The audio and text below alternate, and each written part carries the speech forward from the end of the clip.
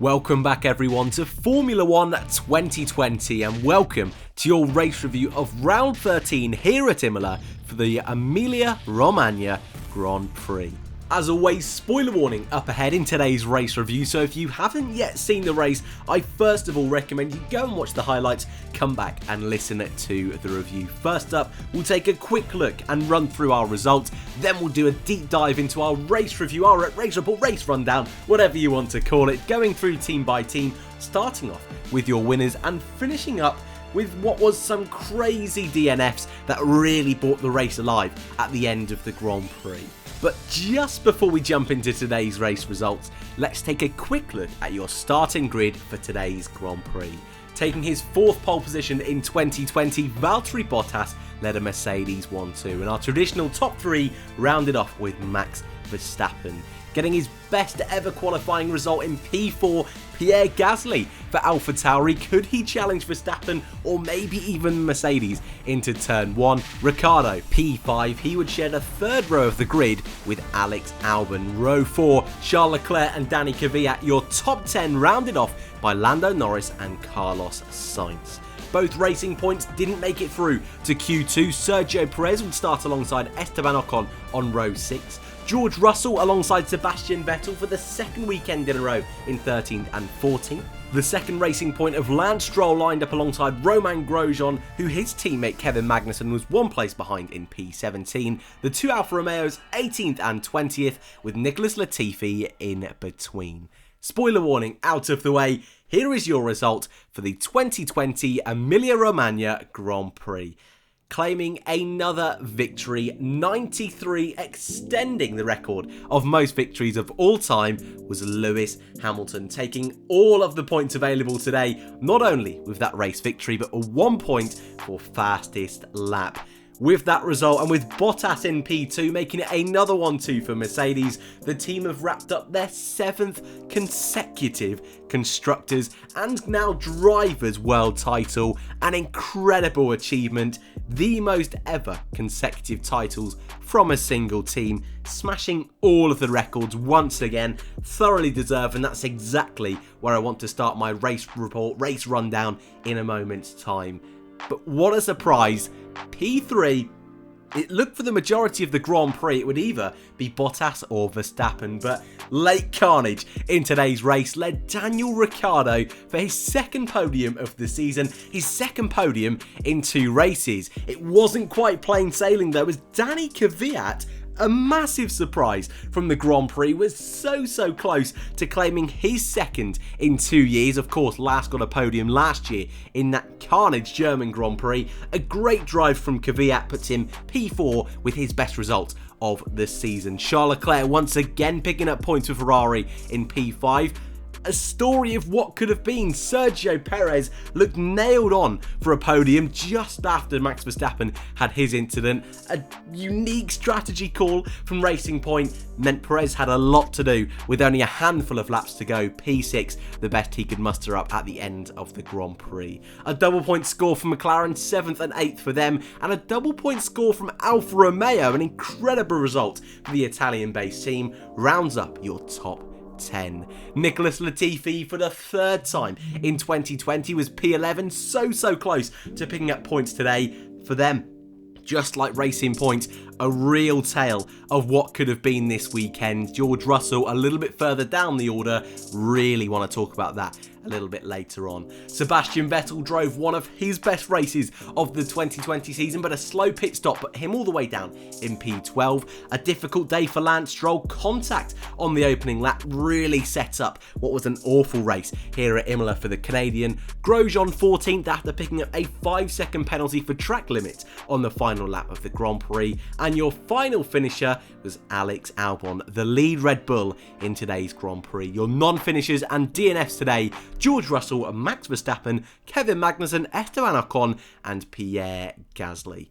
And as we move over to our race rundown, our race report debrief, whatever you want to call it, there's only one place I want to start today, like it has been for the past 2 weekends.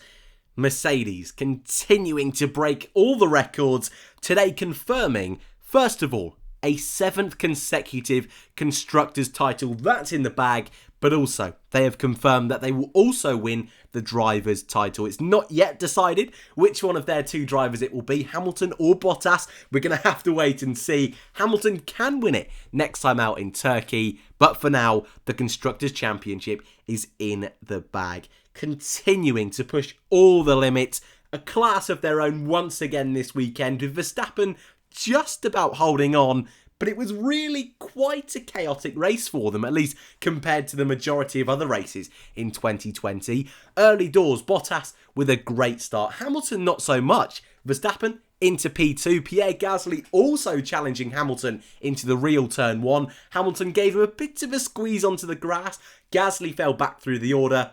Hamilton, for that first stint, was just trying to hold on to the front 2. Also in those opening few laps, Valtteri Bottas picked up a huge chunk of debris. If you've not seen it, I very much recommend going out there and hunting for an image of it. I'll try my very best to find one that I'm allowed to use to put up on the review, but if not, head over to Instagram. I think Formula 1 have put it up. A huge chunk of Ferrari M plate wedged up underneath Bottas's car. He was pretty much guaranteed to be under threat from Verstappen, from Hamilton. Red Bull were first to act. They didn't have the luxury of having Albon as a rear gunner, so they brought in Max Verstappen. Mercedes had to react, Bottas in. That allowed Hamilton a whole new world of strategy options. Went long, managed to pit under a virtual safety car. Even without that virtual safety car though, I think going on to those soft tyres later on, with Bottas's floor damage, it was inevitable Hamilton was going to take the lead. I did feel for Valtteri quite a bit. I think we all did, considering a couple of times this year, most notably last time out at Portimao, Bottas wanted a different strategy. The team didn't let him.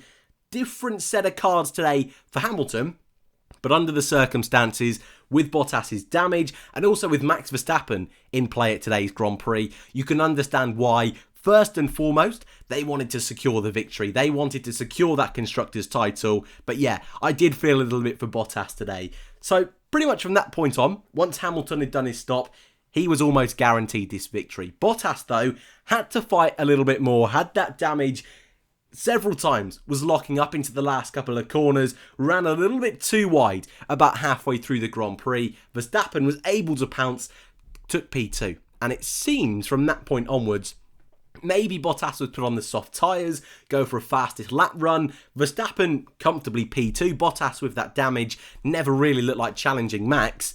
But with Max having that issue, Bottas came in, Hamilton came in.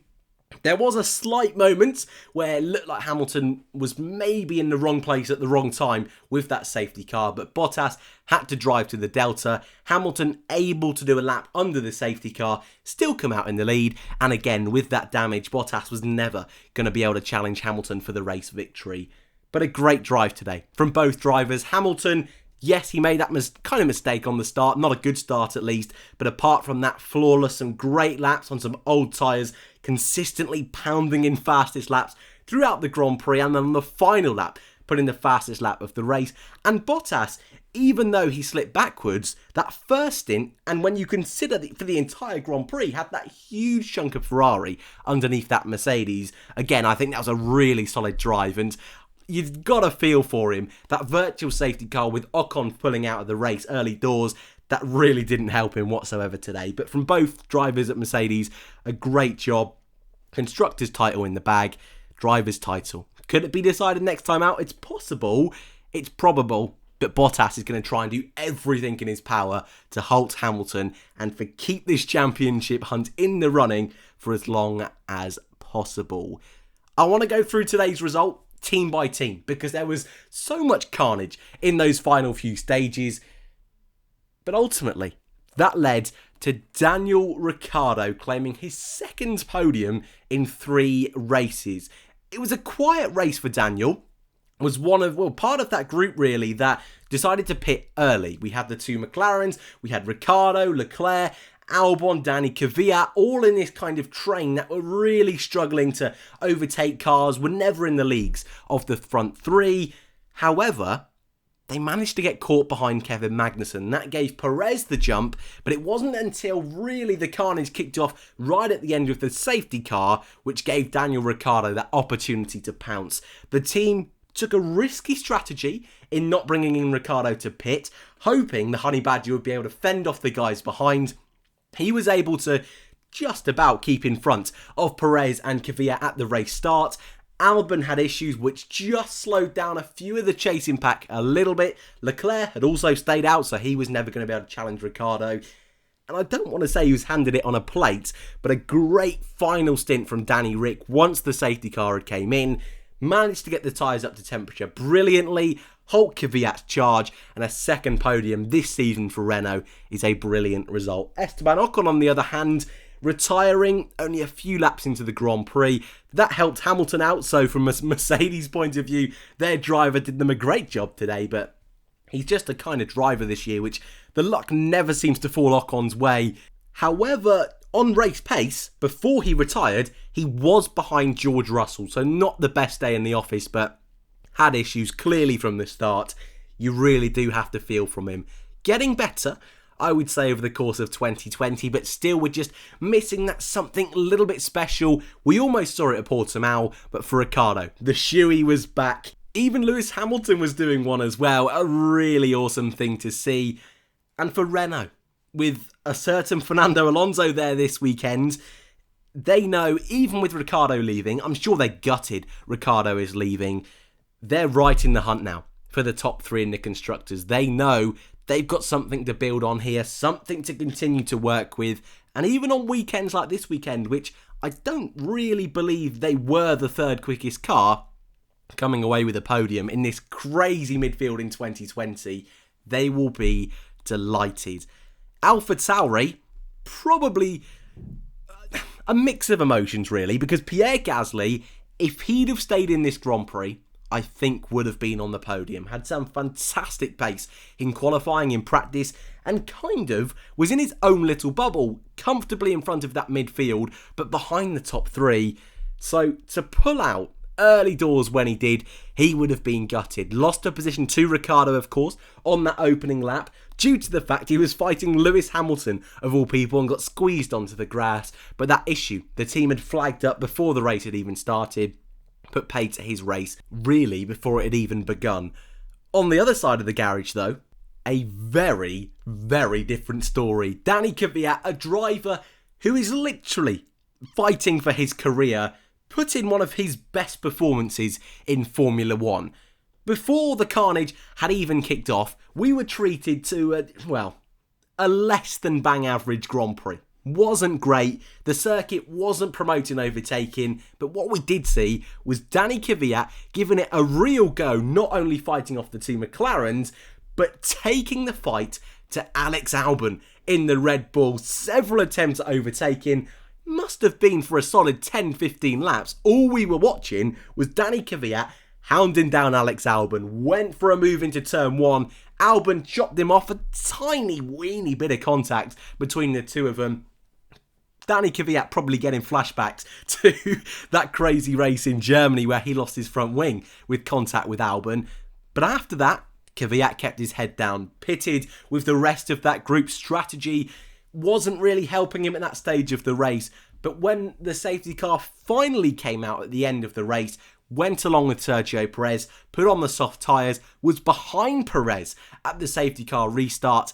But some incredible moves, some quite brilliant moves from Kvyat, especially on Charles Leclerc at the Tamburello corner. Please shout at me if I've pronounced that slightly wrong. But at the top of the hill there, around the outside, was just ridiculous. A slight bit of contact as well, a slight kiss between the two of them. Ricciardo just out of reach.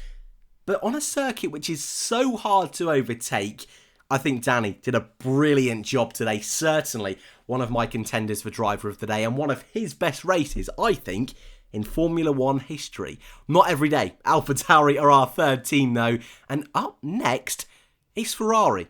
One side of the garage, a quiet race with Charles Leclerc, like Kvyat, like the two McLarens, Ricciardo, Alex Albon as well, caught in that train, and it wasn't until those final few moments things really kicked into gear. He stayed out like Daniel Ricciardo, 10 points though, 5th place, solid drive once again from Leclerc.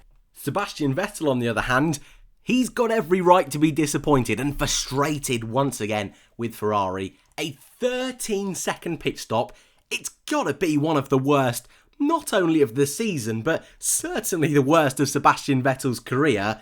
2 tyres weren't going on that car. A great strategy from the team. You don't always say that about Ferrari, going really long into the Grand Prix. Certainly, without that terrible stop, he would have been bang on, nailed in for points. Maybe a podium if they hadn't have brought him in, if they'd have waited 5 more laps for the Max Verstappen incident and that safety car to come out. Nevertheless, though, a solid drive from Seb today, but that terrible pit stop put pay to any chance of a good result. Racing Point, another team with a mixed bag, really. Sergio Perez should have been a podium. In hindsight, they should have left him out in front of Ricciardo, in front of Kavia, in front of Leclerc. There wasn't enough laps for those guys that went onto the soft tyres, Kvyat for Perez, to move forward. That being said, at the time, they didn't expect George Russell to have his incident under the safety car. The safety car lasted probably 3 or 4 more laps than they were expecting. That wouldn't have helped the situation. And they probably didn't expect Danny Kvyat to have such a good restart as he did. So, a missed opportunity from Racing Point today. But Perez, like we all expect, P11 on the grid, made the tyres work, went so long into the race, jumped everybody in that midfield, nailed on 4th. If Verstappen didn't have his incident, that would have been a fantastic result. Probably a drive of the day performance. With that mistake though from Racing Point, it was a 50-50 gamble, didn't pay off. P6 isn't all that bad. Lance Stroll continues to struggle. Contact on lap 1, running into the back of Esteban Ocon, lost half his front wing. Later on in the Grand, never really recovered from that anyway in the race. Then when the safety car came out, stopped again, came steaming in way too quick into the pit box, crashed into his mechanic. A real weekend to forget from Lance Stroll. Continues this terrible streak after that podium at Monza. It's just not working out for Lance Stroll, who at one point was having a really good start and a really good 2020 season. Something really needs to change. McLaren, 6 and 7, a quiet day. Caught up in those midfield shenanigans. Sainz came in at the end on the soft tyres. Norris stayed out. They both swapped around at the end. But a quiet day from the team. They were expecting that this weekend. Started 9th and 10th, so 7th and 8th isn't dreadful. Outscoring Red Bull, I guess, isn't a terrible way to end your weekend. But the other team, for the first time, scoring points in both cars in 2020, Alfa Romeo, 18th and 20th. The 2 cars started. 2 very different strategies. Raikkonen going really long into the Grand Prix. Giovinazzi, one of the first to stop. Ultimately, both of them staying out of trouble, making overtakes when they needed to, especially Giovinazzi, watching on that timing tower. He made several overtakes during the Grand Prix. Looking forward to seeing those on the onboards over the next few days. Coming away with double points though.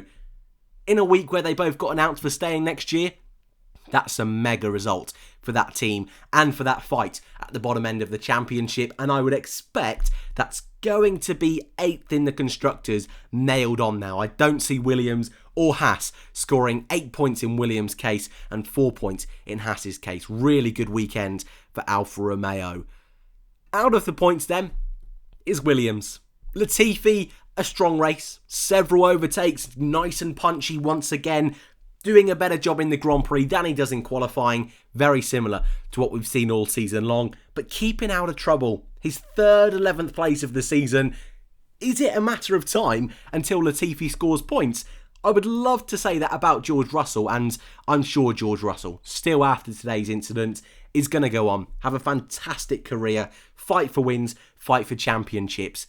I'm sure he will look back at today's result and be frustrated, but this is all part of Formula One. This is all part of growing, having these experiences. It's why Mercedes at the moment are happy him being at Williams. It's an opportunity to be away from the limelight a little bit, to make these mistakes, to learn when and when not to push the car. It's not great. It's certainly not great, but I think Toto Wolff put it right. Right now, he's going to be frustrated. But for the long term, for his Formula One career, it's not a bad thing that this has happened.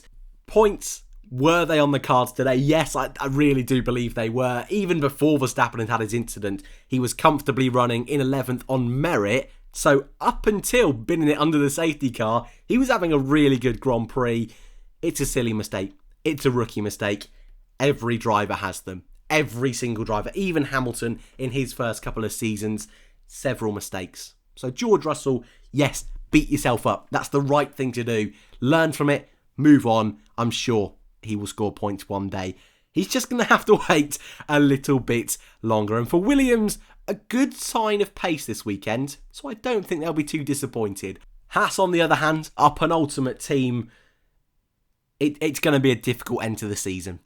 They have announced both of their drivers are going to be without contracts. The two main teams they're fighting are keeping their lineups. There's a bit of momentum there. There's a bit of desire to build a car to make things better. There's not that at Haas. Magnussen, contact with Vettel on lap 1, spun around, sent to the back, had a great fight, one of the best fights of the Grand Prix actually, with Ricciardo, Leclerc and Kavia. Love seeing all of those going side by side through Sector 1 and half of Sector 2. That was fantastic. But K-Mag retiring, headaches caused by the upshifts, that's never a good sign. Grosjean, we didn't really see a lot of him, caught in that back group with Giovinazzi, with Latifi, but when push came to shove with that late safety car, wasn't able to get anything from it. 5-second penalty at the end of the race.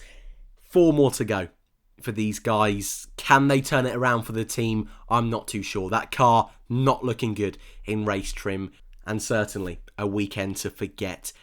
And I think the team that will be most disappointed didn't score any points, and technically were the worst team of all today, Red Bull. Max Verstappen, what a drive he was having. Driver of the day performance, up to P2, kind of on merit, helped by Bottas having that damage, but before that, in those early stages, was doing a great job of keeping up with Valtteri, keeping Lewis behind. A failure, we're not quite sure on what it is just yet, and I wonder whether they will actually announce what the failure is. Losing it, 43 laps into the Grand Prix, not much to go. He will be gutted. He knows third place is pretty much guaranteed for himself in the driver's standings, but still he wants to be out there proving his World Championship potential. He's done that today, but no points. Certainly he'll be disappointed. For us though, as viewers, it made the Grand Prix. It really brought things to life. It had been a bit of a snooze fest up until that point, which we'd expected at a circuit which was always going to be difficult for cars to follow and cars to overtake. More disappointingly though for Red Bull wasn't the fact Verstappen retired and the fact that Albon in the first stint was nowhere near Max, but it was the fact once we got going again right at the end of the Grand Prix, there was an opportunity there for Alex Albon to work his way through and to snatch a late podium. And if he'd have done that, I think that would have earned him a lot of credibility. Unfortunately for Alex, it went the opposite way.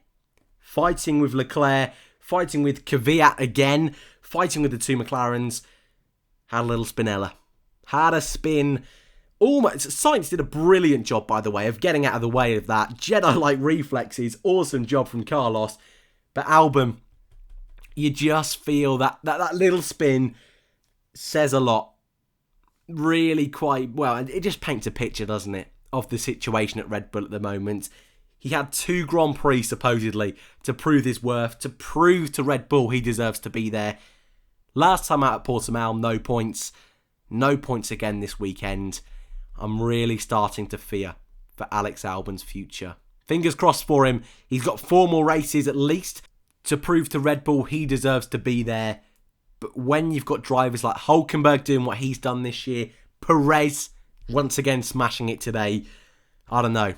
I'm a bit nervous for Alex Albon. But that's for a topic for another day. Before we go then, our race result, our race rundown. What, I need to think of a proper name for it. Race debrief, whatever. That is complete. Let's take a quick look at your driver standings, driver of the day, and race rating.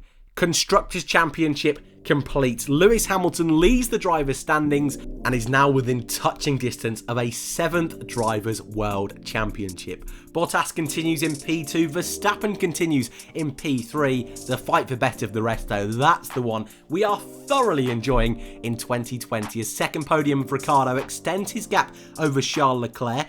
Sergio Perez is just in behind the Monegasque driver. It's then a bit of a gap back to the two McLarens. Norris 7th, Carlos Sainz moving up to P8, Alex Albon dropping all the way down to 9th place and is just 7 points off the bottom half of the table. No points for Gasly today, just holding on in the top 10.